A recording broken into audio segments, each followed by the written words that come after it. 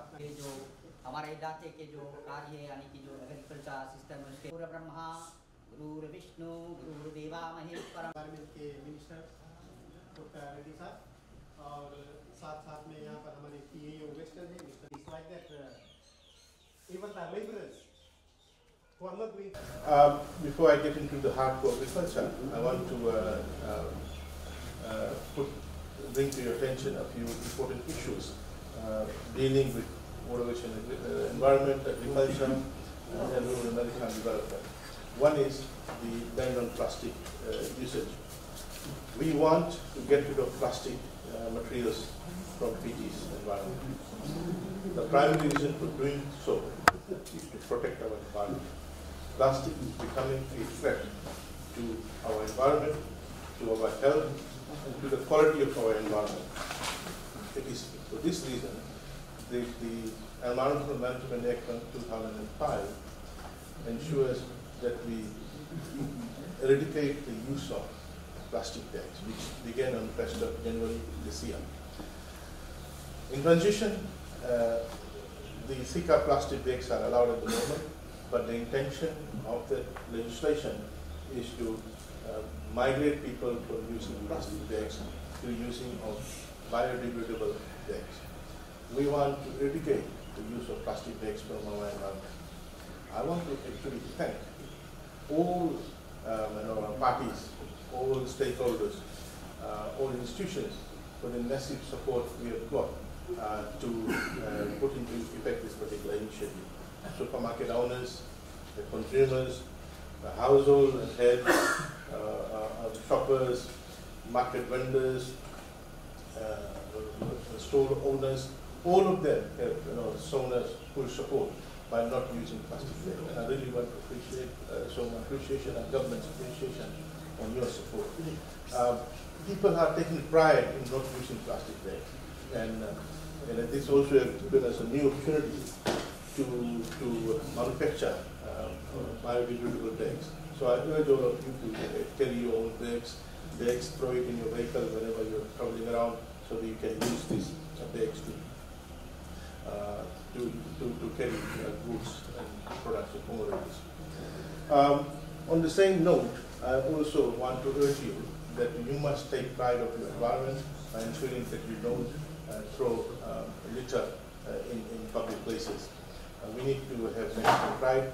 We see a lot of rubbish being thrown alongside the road, alongside the mangrove, along the beach, along waterways. And one of the problems that we are dealing with Ministry of Waterways and Environment is our waterways are being clogged up with litter. Now you must take responsibility of the rubbish that you are creating. You can't just throw it outside saying that it's not your business, it's someone else's problem. You are creating an environment which is a liability to the country, to the community, and it's also becoming a health threat for community with rubbish all around. So I really want to urge you all that we need to start 2020 with a national movement of keeping our country clean. There should be a national movement on keeping Fiji clean. So please, all of you, it's a problem created by us, and the solution lies with us. It is not a problem created by developed countries. The issue of littering and waste pollution is something that is created by us. So please, we must take ownership of it, not only for yourself, but for future generations. We have the responsibility of leaving the environment in a state at least the same as what our forefathers left for us. So please, I'm urging all of you to keep our environment clean, not to litter in public places. The other issue I want to bring to your attention is the ban in Gremon Zone and Imaidokoro Creek from 1st of January. Thank you. I want all of you to comply. You need to understand that we are a small country, and we are importing and using and putting into our environment millions of liters of chemicals in every year. When we were a small kid, we hardly used to hear about people, getting cancer. The incidence of cancer has, really increased substantially. That every month we see someone we know are being diagnosed with cancer. There are a number of other effects of using chemicals. It affects our groundwater lands. A lot of people in the rural and maritime area are using water from river, open source water, from borehole, well, etc. Where does this chemical, where this pesticides, where do they end up? They end up in our groundwater sources. It ends up in our sea. It ends up in our waterways. It ends up in crops that we consume. And therefore, our health is being put at risk by ourselves. We ourselves are putting our health at risk, quality of life at risk, and others' life at risk. Vegetable farmers are at the forefront of using chemicals, and you are putting the rest of the general population of this country, the health of general population of the country at risk. So we are now undertaking a major review of all our chemicals, all of our chemicals. I want to assure you that we will not jeopardize agriculture.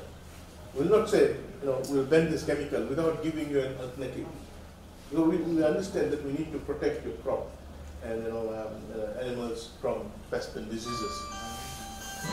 But what we want to say is that, look, we want to do an exhaustive review to see if there are alternatives.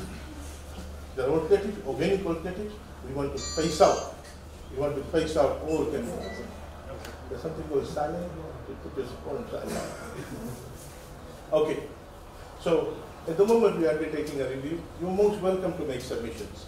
Farmers should make submissions to us, to the Ministry of Agriculture, through our office in Sigatoka here or in Bilalevu, Sigatoka in town, or send it to us or email it to us, your submissions, because it's very important to hear your side of the story.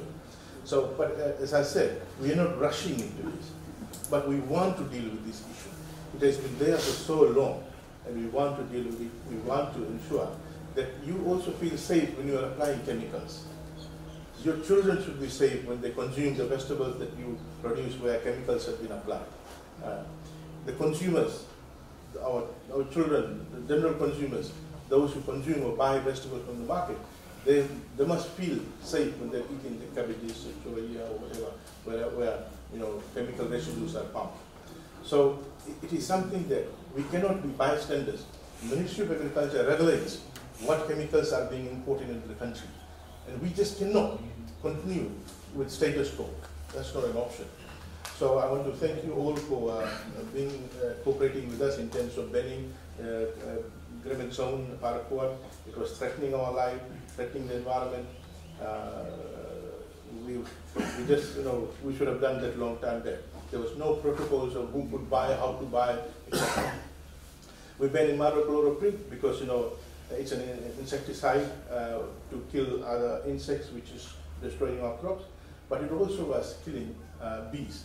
And we are supporting and promoting bee farming to get honey. So we just couldn't allow a chemical which is killing all the bees. So the bee farmers are quite happy about that. So going forward, I look forward to your submissions, and we are getting experts. We're getting expert advice on this. We want to see if we can have some organic substitutes for this, so that while your crop is protected, supported, we also ensure that our environment is supported. Ladies and gentlemen, I want to thank all the farmers and your owners of land here.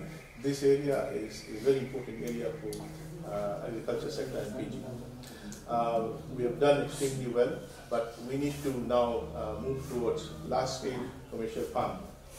In this, we are actively promoting and supporting the export sector, and I want to acknowledge the important role of the exporters, and I do urge them to organize themselves into an association which can then really group up and deal with some issues that they are facing. And we are here to support them and get biosecurity to also work with them very closely. As I said, that you need to take agriculture or farming as a business. We cannot pick up the operating expense. You need to understand that. But we are here to provide you with the public infrastructure. We'll do all your farm roads. Give us a list of your farm roads. We'll do all your farm roads at our cost. We'll do all your drainage at our cost. Of course, infill drainage, you have to organize your own culverts. Public drain will do the culvert, but infill, in your own field, you need to provide culverts. We'll do the drainage at our cost. We are in the process of getting borehole machine.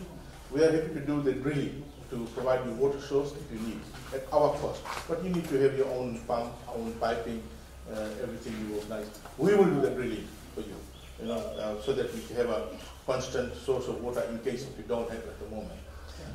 We are in the process of developing a organic fertilizer which we want to give it to you, which will have a relevant bacteria to enhance uptake of nutrients. So you need to develop your own compost. We will give you the material where you mix it up and then you throw it on your farm, and that nutrient enhancing bacteria will improve the uptake of nutrients. At the moment you're pouring in the fertilizer, which is making soil very acidic and it adds to cost, but nutrient uptake is affected. So we suggest that we want to reduce the usage of inorganic chemical fertilizer because of this impact on the environment, on groundwater lens, and therefore we are working very hard to develop this substitute organic fertilizer, and we will give it to you in small amounts, which we can then in your own farm you need to develop a small compost pit where you mix it up with that and it will multiply, and then you can put it in your farm. We will give you we will prepare a document which will tell you what other nutrient enhancing crop that you need to use on your farm. We have just launched mukuna beans. It's very important, very important. We'll be distributing, I don't know whether you have distributed this side or not. We're giving you free this particular bean seeds. The importance of the bean is that it will, one, improve nitrogen uptake. Number two, and very important, it will improve your soil condition. Because you have been repeatedly plowing the same land and using the same land for crop, and you really are not giving time for the particular field to regain its original structure, soil structure and soil condition. So we'll give you a small 2 kg pack of mukuna beans, which we want you to leave a small plot, let's say quarter acre or so, fallow for 6 months and plant that. In 6 months' time, that bean is a creeper. It'll die, in decay, and you'll get the seed, and it will improve nitrogen fixing in the soil, and it will improve the soil condition, and the soil structure will be very good. So we'll give it to every farmer, so that we want your farm to improve its soil structure, soil condition, and porosity. So we also will do that. Within a few weeks' time, we'll start distributing that in this area. This is an area where your soil, your farms have been heavily utilized without you giving chance for the soil or the field to regain its structure. While all the commodities that we are growing are very important for our market, for our tourism sector, there are certain new commodities that we are promoting. For example, squash. We need to establish a pathway for that. Small pumpkin. There's massive demand in New Zealand, in South Korea, in Japan. Tonga is exporting 13,000 tons of squash every year, and which gives them a net export revenue of about $11 million. We want to enter into this space. We want to also export squash. Of course, we want to expand kava in the Western region. We want to expand the production of pulses. We want to expand, we want to set up a processing plant to value add our products. We want to expand cassava, duruka, mungo chips, etc. So, but the existing crops that we are planting are good and have a market, and we are willing to support them. So I want to thank you all for coming here today, and I want to open the session, and I want to hear from you, and we'll take it from there as you raise your issue. Thank you. It's like that, even the laborers who are not doing farming, but they are looking for somebody, they're able to go there and then get the assistance from them. So, assistance. And the other 2/3 of the farmers are still left in the dark.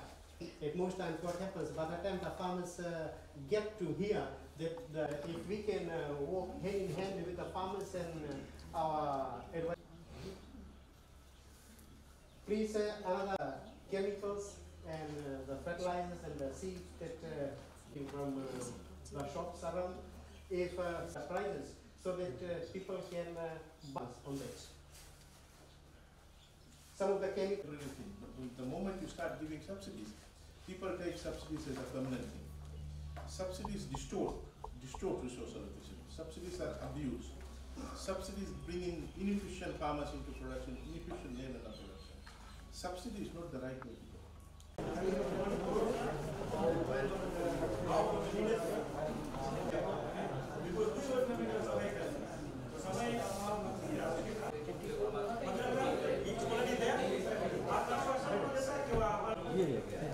You have the wisdom.